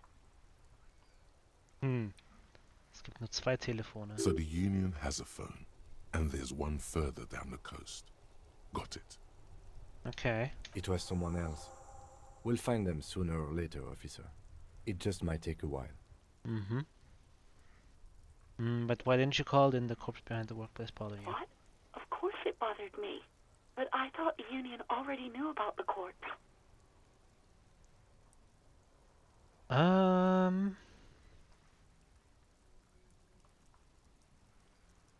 thought the Union already knew about the corpse. What does this Union have to do with anything? No one calls the police. The Union would get angry. Oh, interessant. You know, what the Union says goes. People listen to them and they take care of their own, which is like everyone here. Lawyer microphone. Being the sheriff. He's all around here. Ja, fragen wir mal Kim, was dazu sagen hat. Legally, no. In reality, yes. Martinez is de facto policed by the Dock Workers Union. Okay, Martinez is de facto policed by the Dock Workers Union. Okay, the Union ist sehr mächtig hier. I am the authority around here. Looks like there's a limit to my authority then. Tell me why exactly did you let them yeah. In the backyard for weeks. Instead of calling us, push on. I see, maybe there's something else. Also sie hat gedacht, dass die Union schon weiß, um was es geht und da die Union die primäre Autorität in dem Bereich ist, dachte sie, alles wäre schon geklärt. Ich weiß noch nicht, ob... Ich könnte einfach push on und gucken, ob da irgendwas passiert. Wir sind noch ganz am Anfang vom Spiel. Ich glaube nicht, dass ich mir irgendwas verbaue. I didn't want to get in trouble with the others. Push her further. Show her the error of her ways. Okay, das sagt unsere Authority jetzt zu uns. Das Bild ist auch krass. Let me get this straight. You ignored the law to save your own skin. What others? What others? The other people who live around here. Local people. I didn't want trouble. What trouble? You don't live here. You don't understand. Squealing is frowned upon here. Everything is dealt with, well, by the Union, internally. Please, I just didn't want any trouble.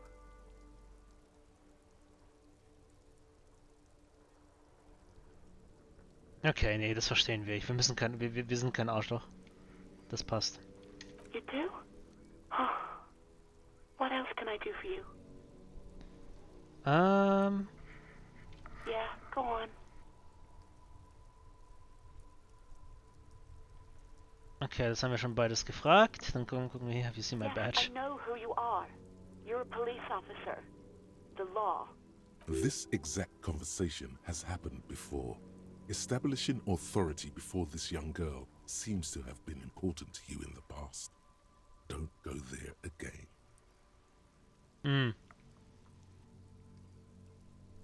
Authority before. This has been important to you in the past. Okay. When did you first learn I'm a police? Oh, my badge is missing. Have you seen it anywhere? Machen wir die zwei. No, I haven't, sorry. Real policemen have uniforms too, by the way. Where's yours? Doesn't have a uniform and it seems real to me. I'm going to let it slide. I don't need answers for a little thing. Machen wir mal die zwei. He's in plain clothes, voluntarily. It's different from not knowing where your uniform is. You've seen my gun. Machen wir das? I know who you are. You're a police officer. Oh, ich habe die falsche... Fuck, ich habe das falsche ausgewählt. Probieren wir mal die 1. You told me back in the whirling. You told everybody. And so does your badge. I don't need to hear about it anymore. Okay. Oh.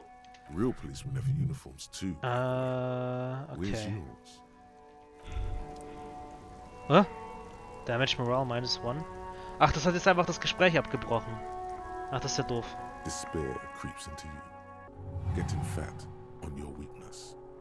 Whatever noble intentions you once had as a police officer, it's eating them all up now. Volition. You're still coming up with sentences. That's a step up from total annihilation, right? Seriously running out of shits to give. Let corpus hang on trees, I'm quitting, fuck you. I've wasted my life protecting humans that don't deserve it. I'm done, no one even likes cops, I wish I was fucking dead, fuck you, fuck you. Oh, wir haben hier keine gute Option. Conceptualization. Was ist Conceptualization? Coming up with sentences, that's right. He's running out of shits to give, let corpses hang on trees, I'm quitting. Okay, ich rede mit mir selbst und bin sehr frustriert. I've wasted my life protecting humans, I don't deserve it. I'm done, no one even likes cops. Das ist doch das harmloseste von allem, glaube ich. Nehmen wir das. Yes, it can be difficult to be on the receiving end of so much distrust and outright hatred. Nothing you can say would make you feel any better now. Cop gives up the detective genre for social realism. Another police officer resigned from the RCM following a nervous breakdown. He now lives under a bridge, drinking and occasionally throwing excrement at passers-by, shouting, "I never loved that woman." When asked to comment, former colleagues objected to the theory that his psychological disintegration was precipitated by his wife leaving him. It's because the Furrows lost that match, said Captain Ptolemy Price, once the man's superior officer. It's because he couldn't get a big gun from acquisitions, and anyway, police work really burns you out after a while, Satellite Officer Jean-Vic Mayer, the deranged former cop's partner, commented. Sergeant Matt Torson, another former colleague, did not propose any theories, merely saying, whatever happened to him wasn't about birds. He got fucked, that's all. Okay, Spiel vorbei. Wir haben es geschafft. We did it. Okay, gut zu wissen. Das Spiel nimmt es sehr ernst mit den Entscheidungen, die man trifft. Krass, einfach direkt Spiel vorbei. Schauen wir mal. End. Okay, fangen wir mal ein neues Spiel an, denke ich mal. Dieses Mal werde ich vielleicht kein Hobocop sein.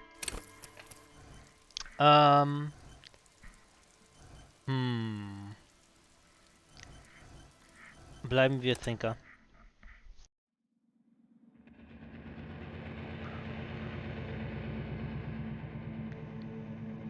Ich werde jetzt mal ein bisschen durchrushen durch die Dialoge. So. There is nothing. Ever. Never. Ever. Never, ever, ever, baby. Okay. An inordinate amount of time passes. It is utterly void of An awareness creeps up on you. ex-love, ex-tenderness. It is foolish. Alright, nothing town to fuck all borough.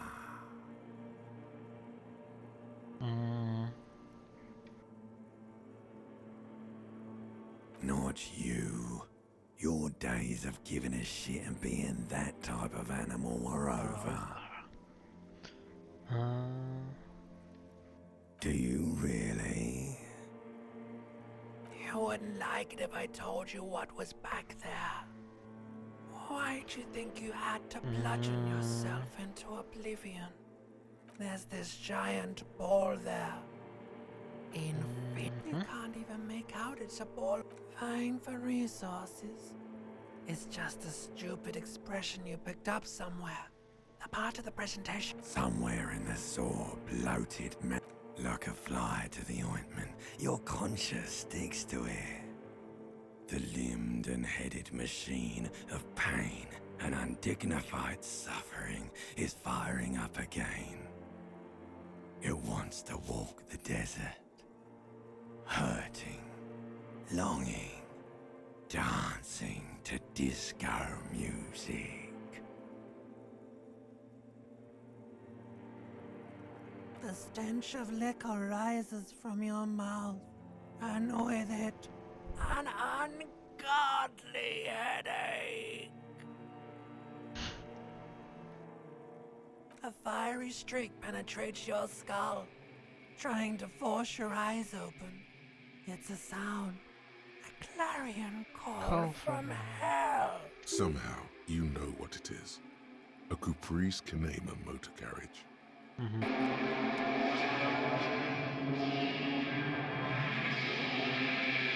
Okay, dieses Mal werden wir vielleicht kein kompletter Hobo sein, sondern uns halbwegs anziehen und weitergehen.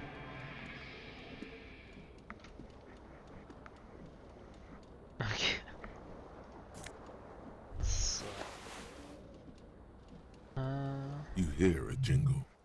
Keys are clinking in the pocket of your flare-cut pants. It says, whirling in rags, on the aluminium. Wissen wir schon, okay.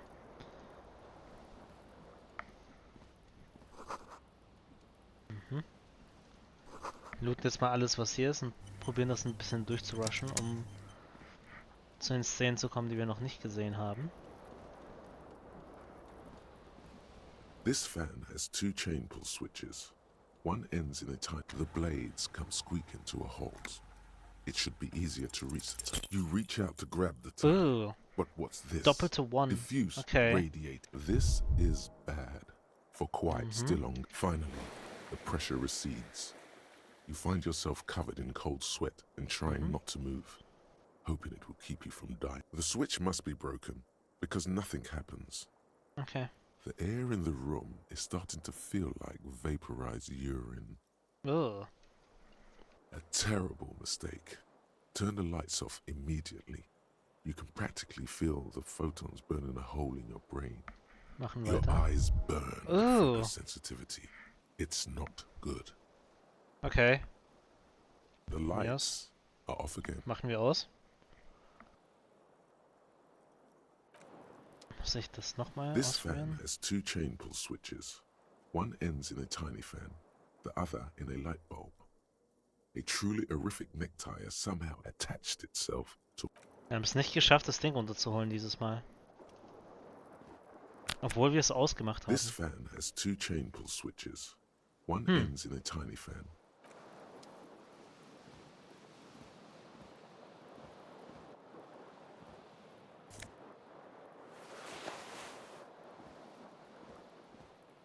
Oh, da läuft einfach Wasser, deswegen ist da so viel Dampf. Okay. Nehmen wir das Hemd. Ja. Und diesmal wollen wir unser Gesicht sehen. Was this not the same? Probably not. No.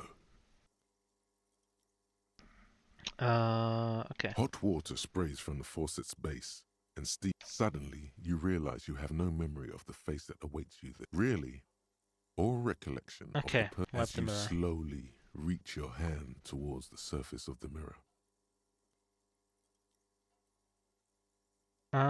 Yeah, there is definite where to even begin. Okay, jetzt gucken wir mal. Nase. Your nose feels like a small balloon in the middle of your face. It hurts when you honk it. It doesn't appear to be a particularly tiny nose either. Not with all the drinks it's absorbed for you. Okay. This my tongue is okay. It's not. It's swollen and snail-like, wriggling between your fingers. Don't be scared. It's only your face. It's not like anyone's going to see it. Behold. Oh. Oh, wir sind kein... Oh, schaut euch dieses Gesicht an. Oh. Unschön. I. You have no idea who this thing is, do you?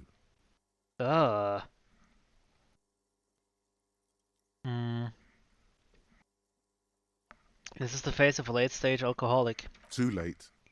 You clearly have rigor mortis on your face. Or wait, is that an expression?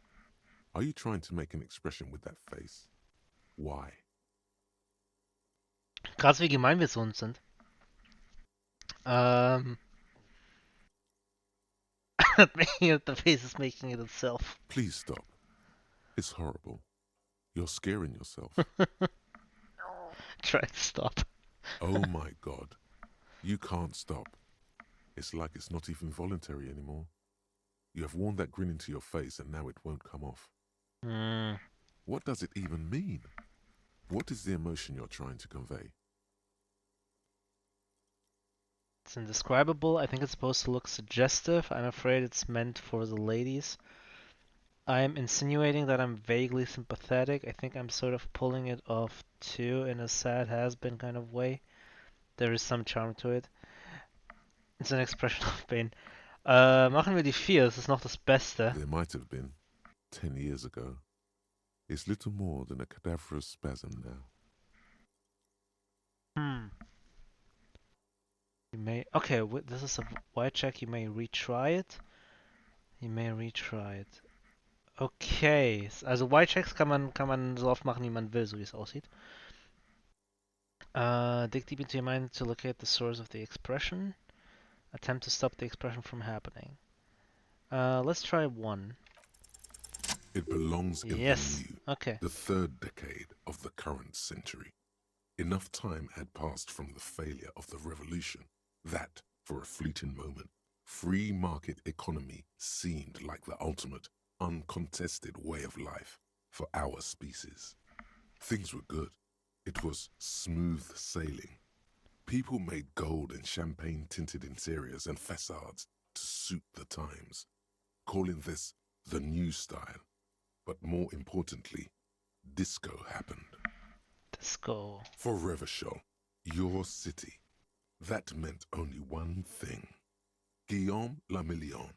If it doesn't rhyme, you're not pronouncing it right. Out of the dazzling swirl of disco music, in an open-air boîte de nuit, somewhere in Revachol West, Guillaume's blonde mane appeared on the screen. He sang some bullshit. Then he made the expression. So I adopted it. Why? I feel the need to add a clicking sound when I make it click.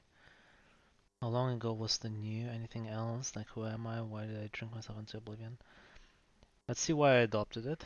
Everyone loved it. Maybe you thought some of the stardust would rub off on you. Maybe it did.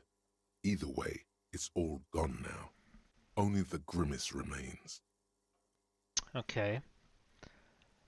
I feel the need to add a clicking sound when I make it click click. The click is used to spur on a horse. It also features heavily in Guillaume Lemillion's regional mega hit, Don't Worry, Your Pretty Little Head. Okay. Some 20-odd years. There is a vast ocean of time between right now and the expression, looking good on you, or anyone. Humanity has run aground in that time. It's a different world now. The expression is a relic. Okay. You have some understanding of the near history of disco. The rest is darkness. Aside from the useless fact that the motor carriage outside was a caprice canema. It doesn't have to be. You can swoon over Guillaume and his champagne-corked smile whenever you want to. Maybe some of the stardust will return. Partken Guillaume de Lemillon.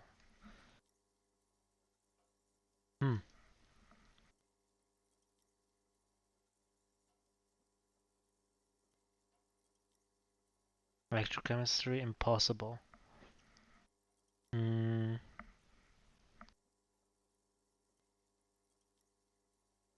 Kannst du mal probieren?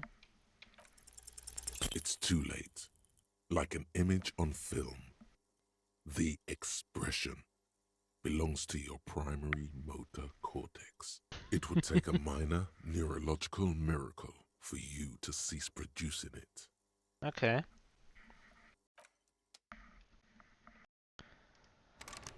Okay, ist abgeschlossen. Gehen wir runter und reden dieses Mal mit den Leuten, versuchen rauszufinden, wer wir sind. Ich denke, das ist fair. Liegt da noch was drunter? Ah, das haben wir nicht eingesammelt, so wie es aussieht. Da haben wir einen Schuh. Okay. Dann können wir uns das Fenster angucken. So. Und dann später den Schuh. The window stands broken in its frame. Cold wind blows it. The morning light hurts your eyes. It's hazy, but the shards face outward. A fine web of scarring covers the back of your right hand. More likely a projectile than a held object. It is too large for a bullet. The single green... Congratulations. You smashed the window with your own... A cool wind gushes in. Okay.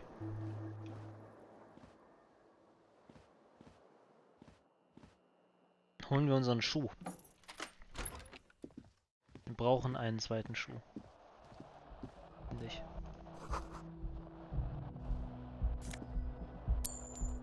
Nehmen wir das.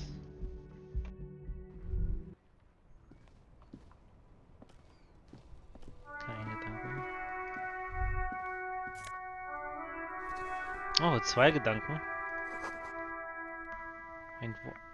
There they both are. 2 identical shoes. Both copiously green and indiscriminately snakeskin. Reunited on your feet. Yay. Like 2 baby crocodiles. Conceptualization. How do they fit? Good. They're balanced. Comfy. Feels like the only good thing about you right now, truth be told. Okay, wir haben coole Schuhe. Wichtig. Richtig und wichtig. Noch ein Gedanke. Das nehme ich so das hier. Okay.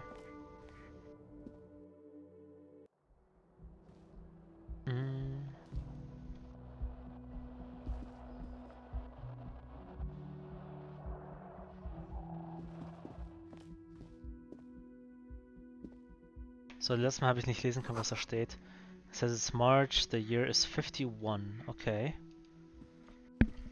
The young woman raises a cigarette to her lips. Her eyes are brown and her face is... A silver jumpsuit falls off her like scale armor, sparkling. This is the sparkle of too many nights out on the city. Quatsch mit dir.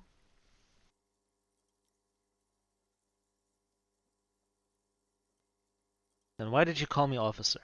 Fragen wir einfach direkt. Because you're a police officer, sir.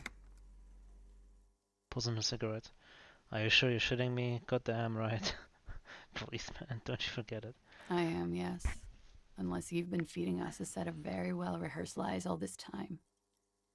Mm-hmm. You've been here for 3 days. On official police business, no less. What police Couldn't business is say. that? In truth, so far, mostly drinking. You have no doubt about the drinking. But do you... She nods. Ah, fuck. Ich hab's aus Versehen gedrückt. Was habe ich jetzt gedrückt? Something. I might know where I am or who I am or what a Capri Camina is, but how I know what one sounds like. I might not know where I am or who I am or what a Capri Camina is, but she nods. But I do know when someone's not telling me the whole story. What am I doing here? What's my case? There's a mercenary out back. He's been hanged. The body has been there for a week now. Mm. The locals probably got tired of it and called the cops. Mm-hmm. I didn't mean to overwhelm you with information.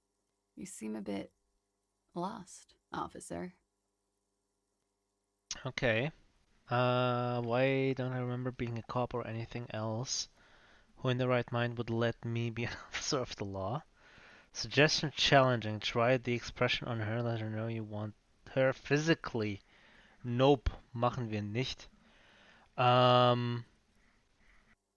Could it be because of the drinking? She hasn't had time to put her makeup on.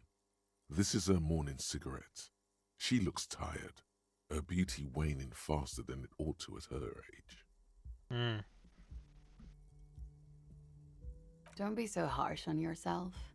They let almost anyone be a police officer. Good. Gehen wir. Of Be course. going now. Be careful, officer. They don't like the police around here. Okay. Something stirs in you as she's about to go. Call it an instinct, a need. The need to ask questions. It's like you said the words 1,000,000 times before. She looks back at you, a light glinting off her eyes. Before you go, I have some questions for you. What if I don't want to ask questions? Nö, wir wollen dieses Mal probieren, das Ganze zu embracen und ein guter Polizist zu sein. Yes. What is it they have against the police? The dock workers are pretty cocky. They think they're police enough. At least here on the coast. I can't say about the rest of the city. You're in a hostel, sir. We are in Revachol. Revachol is the disgraced former capital of the world, divided into zones of control under foreign occupation. Half a century after a failed world revolution, she is central to our moment in time. Okay. Revachol forever? How about you tell me something else instead? Forever and ever. Okay. And ever, out of the corner of your eye, you see the hair on the back of your hand standing on end. It feels as though low-grade lightning is coursing through you. You must be hypersensitive from the hangover. Shivers. Okay. Ist das eine Reaktion auf diesen Text? Ist das eine Losung? So is it 51 now? Your room is almost next to mine. Did you hear? Okay. It's 51. Okay, what century? The current century? Centuries don't have numbers. They have names. And this is the current one. Civilization has existed for 8,000 years, sir. You're right. There is nothing funny about civilization. Okay. Your room is almost next to mine. Did you hear anything last night? There was the usual ruckus. Loud disco music. Did I have any visitors? I couldn't say. It's impossible to hear people speaking from over here. Loud disco music. Oh, yes. Various artists. Ostentatious orchestration prime among them. Oh, that. Yeah. Whoa. The less said about OO, the better. OO Okay. was huge where I come from. I was very young then, of course, like 7. Life gets hard, but we go on. I don't know about that. At around 2 o'clock, the disco stopped, and there was a change of pace. What A happened? slow, sad song started playing, like organ music on repeat. That went on for quite a while. Some of the time, you were yelling along to it. Was he singing this? Show her the empty case of the smallest church in the sunset. Okay. Yes, there was a church in there. A really Ah. small church. Like the smallest, saddest church in the whole world. It was about that. And also, that it doesn't matter anymore and that we're alone now. It was difficult to tell. The song itself was very quiet and soft, but you sounded like a winded boar, sir. It was hard to understand what you were singing on top of it.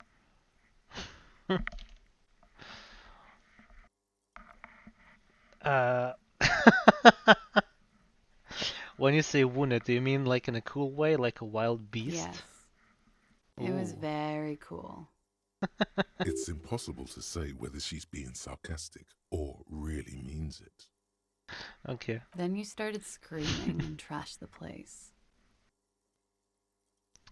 Are you sure I wasn't assaulted? That's so me. What did I do? You're making this up over there. Are you sure I wasn't No. assaulted? It didn't sound like there was a fight. It sounded like someone was trashing their room. Okay. A window was smashed. A tape player, probably. The song stopped. And furniture, too. A real destructathon. There was screaming. Then I think you passed out. Okay. Was there anything else? Please tell me there wasn't anything else. Surprised me to hear this. Tell me there was more. There was. I think you screamed that you didn't want to be this type of animal anymore. I may have misheard, but it was sort of memorable. I went out afterwards. Everything was quiet by then, around 4 or 5. And that was it. Okay. Okay. Gut zu Glad to wissen. have been of assistance. Also er will sich ändern. Und ich denke, diese Nacht war wie so ein Reset für ihn. Oder es war normal, also entweder es war ein Reset oder es war normal für ihn. Looks like she left a nice long step in the ashtray. It's still smoking. Okay. Können wir ein bisschen rennen? Nein? Okay, wir können nicht rennen. Schade. Der schon auf diesen Jump gemacht, okay. Kann ich irgendwie nur mit Pfeiltasten runtergehen oder muss ich immer klicken? Ich muss klicken, schade. Okay.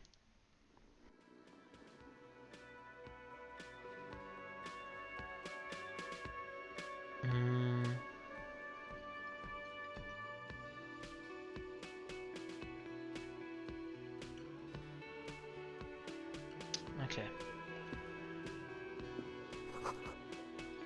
Sound are closed for the winter. Okay.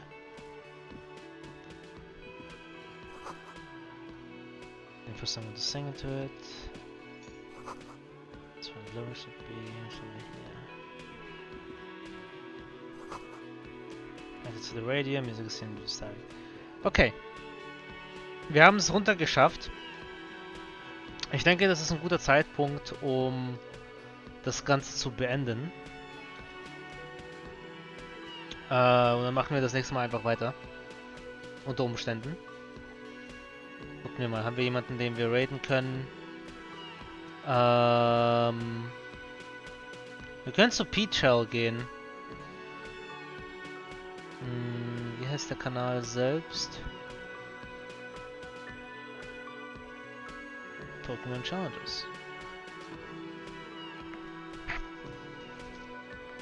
Machen wir doch das.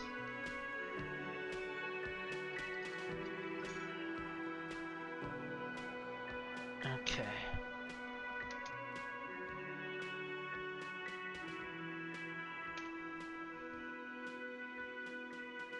Wunderbar. Gut. Also, danke, dass ihr eingeschaltet habt. Danke für den Raid vorhin. Und wir sehen uns das nächste Mal. Macht es gut.